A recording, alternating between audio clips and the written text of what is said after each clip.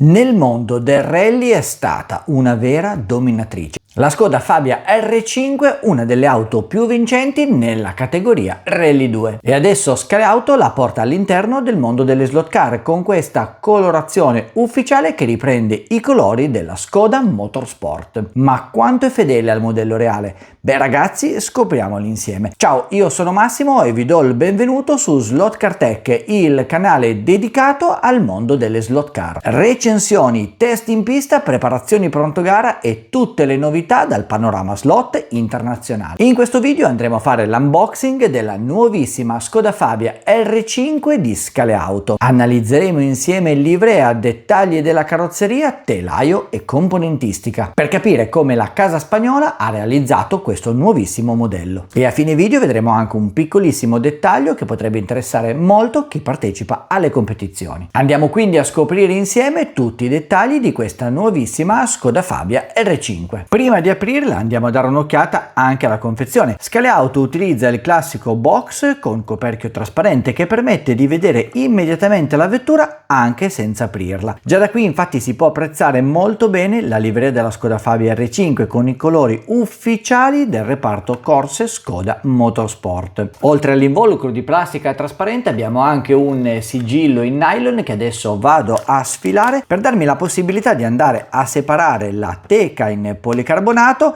dalla basetta che contiene la vettura. Per dividere le due parti dovrò andare a togliere questi due pezzettini di scotch trasparenti che mi permettono appunto di dividere la parte trasparente dalla basetta a cui è fissata la vettura. Nella parte sottostante la teca troviamo anche un piccolo foglietto illustrativo che mi dà la possibilità di vedere già direttamente nel dettaglio tutta la componentistica di questa Skoda Fabia R5. Infatti qua nel dettaglio sono elencati tutti i codici di tutti i componenti che vanno ad essere utilizzati sia come parti di ricambio ma anche come accessori specifici per la Skoda R5 ma anche per la Skoda R2. La vettura è ben fissata alla sua base tramite queste due viti che si trovano nella parte sottostante. Noi adesso andremo a svitarle mediante un cacciavite a croce e così avremo fra le mani la nostra Skoda Fabia R5 di Scaleauto. Come già detto prima, la cosa che mi colpisce subito di questa Skoda Fabia R5 è sicuramente la livrea ufficiale Skoda Motorsport con il classico verde, bianco e nero che ha reso questa macchina immediatamente riconoscibile nei campionati rally di tutto il mondo. Anche i dettagli della carrozzeria sono decisamente molto curati, linee aggressive, prese d'aria ben definite, tutte le proporzioni tipiche della Fabia R5 reale. Molto ben definito anche il frontale della vettura con la calandra e i fari ben raccordati a tutto quello che è il muso. Mi piacciono anche i tergicristalli che in questo caso non sono dei componenti aggiuntivi ma sono stati inseriti, o meglio sono stati disegnati già direttamente sul vetro della vettura stessa e così vanno ad evitare di potersi rompere o perdere durante le competizioni, rendendo comunque il modello avvincente senza avere la necessità per forza di doverli andare a togliere. Gli specchietti e i retrovisori sono abbastanza affusolati, sono inseriti comodamente nella parte interna di tutta la carrozzeria della vettura, quindi diciamo in una zona protetta e non dovrebbero avere particolari problemi, quindi non dovremo andarli a togliere per procedere con le competizioni. Si intravedono poi alcuni dettagli interessanti come ad esempio nei copricerchi qui delle ruote dove infatti sono presenti dei dischi, in questo caso sono forati e baffati, poi anche delle pinze.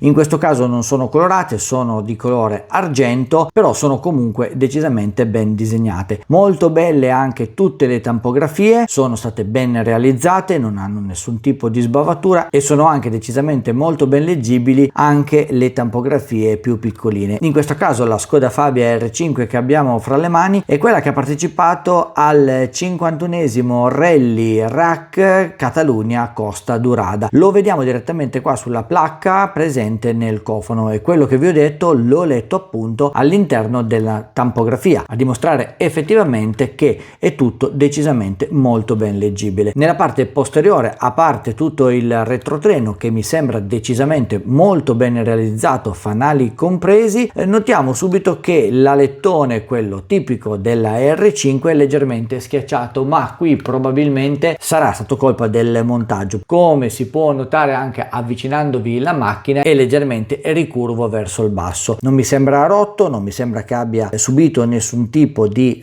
trauma, passatemi il termine, mi sembra solo esclusivamente sceso in una posizione non consona rispetto al modello originale. Tutto sommato comunque la vettura mi sembra decisamente ben realizzata, belle le sue forme, belle le sue dimensioni, insomma una vettura ben realizzata che ancora oggi possiamo vedere presente in diverse competizioni realistiche. Oltre alla carrozzeria, decisamente molto ben realizzato anche l'interno. Possiamo infatti notare il pilota e il navigatore che hanno le tampografie sulle maniche e sul casco recanti la scritta Skoda. Infatti ci sono vari stemmi che vanno a ricordare il marchio della vettura. Mi sembrano piloti decisamente ben riusciti, il navigatore ha anche il foglio delle note, possiamo già notare anche le note scritte all'interno del foglio, insomma alcuni dettagli che sono un plus per questo genere di vetture. Girando la vettura nella sua parte sicuramente più interessante, ovvero sottosopra, andando così a scoprire anche il telaio, notiamo che questo è il classico telaio grigio medio già presente anche sulla Peugeot 208, un telaio che si è dimostrato essere decisamente molto performante.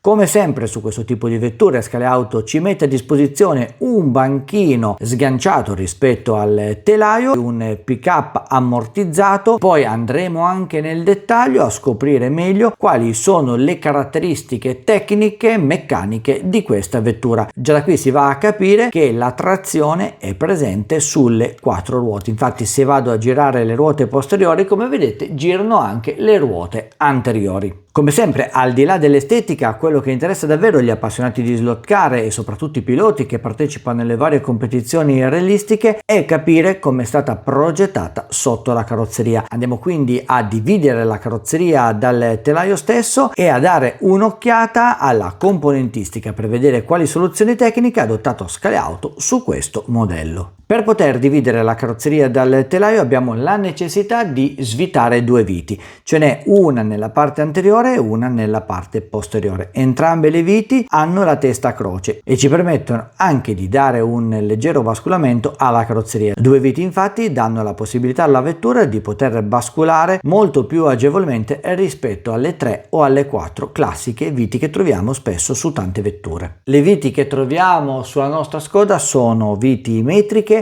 imperdibili, hanno una testa abbastanza grande, una testa piatta e hanno una parte dello stelo priva della filettatura, quindi già semplicemente svitandole ci danno la possibilità di far muovere le due componenti e quindi rendere la vettura decisamente un po' più stabile. Lasciamo per il momento da parte il telaio, togliamo le due viti e andiamo ad occuparci di quella che è la carrozzeria. A parte l'aspetto estetico della carrozzeria che abbiamo già visto prima, ci piace sempre girarla al contrario e andare a vedere anche quello che troviamo al suo interno. Qui abbiamo un abitacolo costruito in plastica dura, quindi non è in Lexan, incastrato decisamente molto bene all'interno dell'abitacolo stesso. L'abitacolo e la carrozzeria mi sembrano avere un peso abbastanza deciso. Sappiamo che nei vari regolamenti è poi possibile andare a sostituire la parte interna della carrozzeria, quindi l'abitacolo stesso, con quello in Lexan, e sono convinto che si possono togliere parecchi grammi. A parte l'abitacolo non ci sono altri fronzoli, c'è soltanto una griglia posizionata nella parte anteriore che va a dare anche un certo stile, un certo appeal al paraurti anteriore della vettura, e poi questo archetto nero che serve per andare a chiudere le due prese d'aria che troviamo sul cofano anteriore della macchina. A parte questo non c'è effettivamente nient'altro. Le due colonnette che vanno a permettere alla carrozzeria di essere fissata sul telaio sono decisamente di forma importante. Quella anteriore, quella un po' più lunga diciamo delle due, ha anche poi 3 rinforzi nella sua parte anteriore che la rendono decisamente molto solida, stabile e ben piantata sulla carrozzeria. Quella nella parte posteriore, direttamente attaccata al posteriore della vettura, è molto più piccola e quindi anche questa è molto solida con la vettura stessa. Una scelta strutturale che permette a questa vettura di essere decisamente decisamente molto robusta anche in utilizzo competitivo. E passiamo ora al telaio. Lo abbiamo già detto prima, lo abbiamo visto, è il classico telaio grigio che troviamo anche sulla Peugeot 208.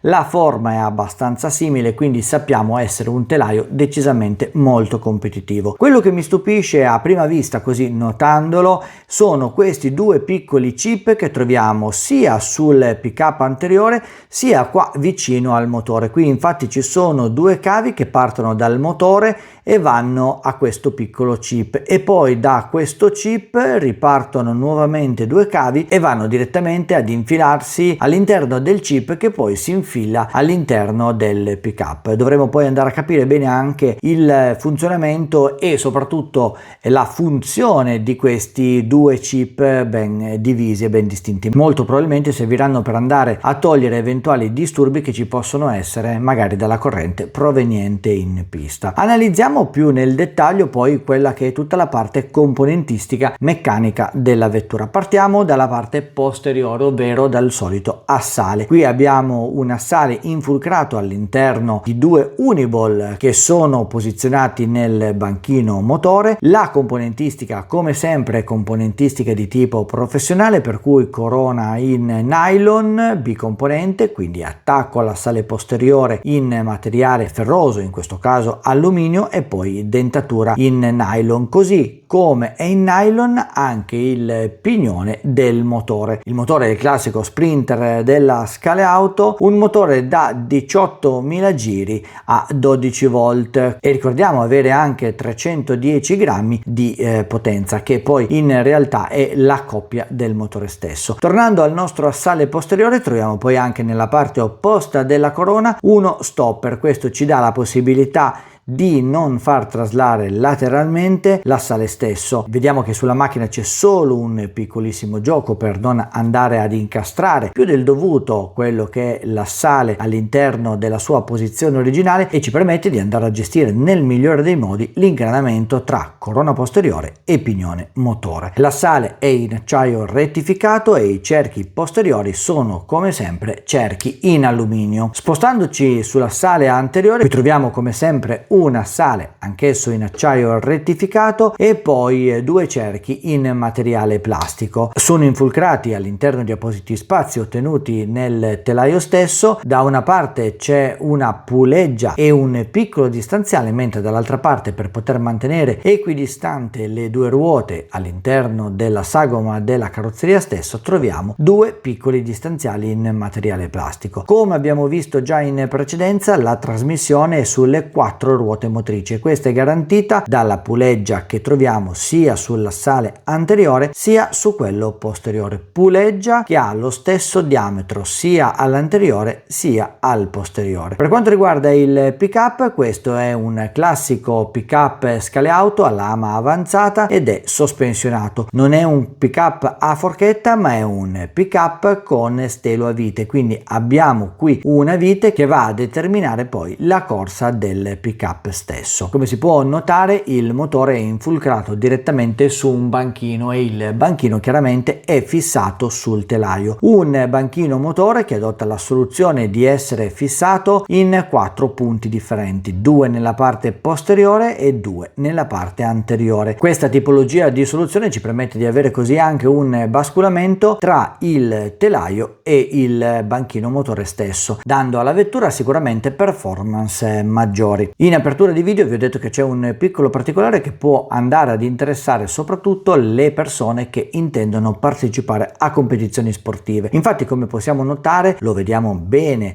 se giriamo il telaio sottosopra, ci sono dei piccoli intagli. Questi intagli sono poi tenuti insieme da dei punti di giunzione che però possono essere eliminati, o meglio, noi possiamo andare a tagliare questi punti di giunzione che troviamo sia in una parte del telaio sia nella parte opposta, per dare maggiore flessibilità e torsione al telaio stesso. È una soluzione sicuramente molto valida, è una soluzione che già si utilizza su tante vetture da pista e in questo caso Scale Auto ce la mette a disposizione anche per le vetture realistiche. Questi fori laterali che troviamo invece sul telaio servono per andare ad inserire eventualmente delle brugole, per andare a tenere più alta la carrozzeria rispetto al telaio. Se abbiamo la necessità di utilizzare delle gomme particolari, dei cerchi particolari, possiamo andare ad infiltrare in questi 4 punti dei grani che ci danno la possibilità di andare a spingere verso l'alto la nostra carrozzeria, o meglio la carrozzeria andrà ad appoggiare su questi grani, dando così la possibilità alle ruote di poter girare comodamente senza andare a toccare la carrozzeria. Insomma, su questo telaio ci sono tantissime soluzioni all'avanguardia che lo rendono effettivamente un telaio prestazionale e super competitivo. Un'ultima cosa che andiamo a notare, andiamo a segnalare, è il fatto di avere un magnete al neodimio nella parte posteriore. Infatti qui sul banchino motore